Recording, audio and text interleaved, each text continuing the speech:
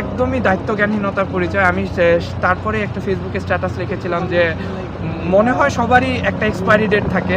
সাকিব আমি আশা করি, আমি এখন বলবো না এইভাবে করে, বাট সাকিব আমি আশা করি যেন উনি পরবর্তী ম্যাচগুলোতে জ্বলে ওঠেন। তবে ফিটনেস বা রিফ্লেক্স এগুলো আসলে অনেক কিছু প্রভাব পড়ে, এবং তিনি সে সময় যে দায়িত্বজ্ঞানহীন একটি শট খেলেছেন। আর এই জিতি বাংলাদেশের সাথে সবসময় থাকবো আমরা, আর সবসময় আসি। বাংলাদেশ আমাদের অনেকভাবে ডিসঅ্যাপয়েন্ট করতে, অনেকভাবে, তারপরেও আমরা আসি, সাথে থাকবো ইনশাল্লাহ। মন তো আসলে খারাপ হয়। আমি ছোট বাচ্চা নিয়ে এসেছি, বাসায় আমার আরেকটা বাচ্চা আছে, ওকে রেখে এসেছি। তো আসলে আমাদের খুব একটা প্রত্যাশা ছিল যে আমরা দূরে থাকি, দেশে থাকি না। দেশে থাকলে হয়তো আরও ম্যাচ দেখতে পেতাম। এখানে বাংলাদেশ এসেছে, আমরা সবাই মিলে এসেছি দেখতে। তো জয়ী হলে অবশ্যই উদযাপনটা অন্যরকম হতো, মনটা অন্যরকম ভালো থাকতো। হতাশা আছে, কিন্তু আশা করছি বাকি ম্যাচগুলো ভালো খেলবে। আমরা হয়তো সরাসরি থাকতে পারবো না, কিন্তু আমাদের শুভকামনা দলের প্রতি থাকবে। হ্যাঁ, মনটা তো একটু খারাপই আসলে। অনেক হচ্ছে নিউ ইয়র্কে থাকি, নিউ ইয়র্কে প্রথমবারের মতো বাংলাদেশ জাতীয় দল খেলছে। আসলে উত্তেজনা, আশা, অনেকটা আকর্ষণীয় ছিল।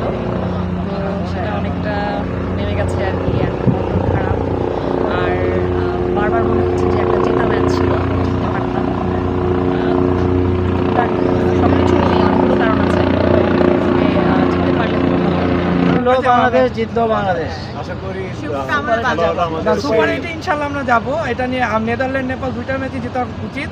যদি একটা জিতে তাহলেও রান রেটে যাবো, কিন্তু আমি একটা জেতার কথা আসলে আমি দুটাই ইনশাল্লাহ জিতে তারপরে আমরা সুপার 8 থেকে তার ভবিষ্যতে তারপর দেখা যাবে হোপফুলি ইনশাল্লাহ সেমিফাইনাল বা সেটা পরের কথা। শান্ত যেহেতু এখানে আসলে গ্রাউন্ডে শট খেলা 140-50 রানের টার্গেট না, মাত্র 114 রানের টার্গেট, সেই হিসাবে তারা একটু সেন্সিবল ব্যাটিং করলে হয়তো আর একটু ভালো হতো। এটা খুবই ডিসঅ্যাপয়েন্টিং, কারণ হচ্ছে এটা একদম নিজের, আমি নিউ ইয়র্কে থাকি। সো নিউ ইয়র্কে এই ম্যাচটার জন্য আসলে বেসিক্যালি 15 বছর ধরে অপেক্ষা। তো এই নিউ ইয়র্কের মাটিতে বসে একটা জয় দেখতে পারলে আসলে অনেক ভালো লাগতো। যে বিদেশের মাটিতে জয়, আর মানে এখানে যেহেতু আমি এখানেই থাকি, তো এখানকার মাটিতে জয়ের মধ্যে আসলে অনেক বড় একটা পার্থক্য থাকতো।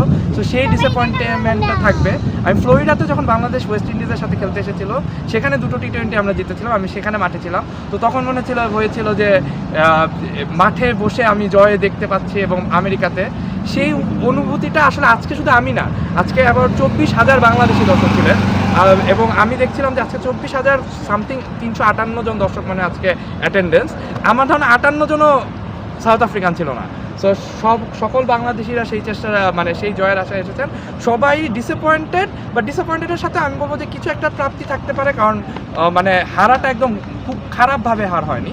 এটা একটি মানে একদম মানে খুব ক্লোজ কন্টেস্ট হয়েছে, এবং আমরা আসলে জিতেও যেতে পারতাম। এটাই হয়তো বা একটু সান্ত্বনা থাকবে। আজকের ম্যাচে আসলে আমি কয়েকটা point, first I wanted to give a lot of credit to our bowlers. I think they bowled extremely well. যে কোনো পিচ যাই থাকে 114 রানের টার্গেট, এটা ইজ এ ডোগো। আমার কাছে মনে হয় যে কয়েকটা জায়গায় ডেফিনেটলি আমাদের কাজ করতে হবে। একটা হচ্ছে মিডল অর্ডারে আমাদের অবস্থা আসলে সাকিব আর শান্ত যখন ক্রিজে ছিল, শান্ত আমি মনে করি যে এই পিচ শান্তর জন্য, শান্ত এই সমস্ত পিচ আসলে ভালো খেলা থাকে। তো ওদের কাছ থেকে যখন পাই নাই, বাট তৌহিদের আউটটার পরে মনে হয়েছে যে ম্যাচটা অনেক টাফ হয়।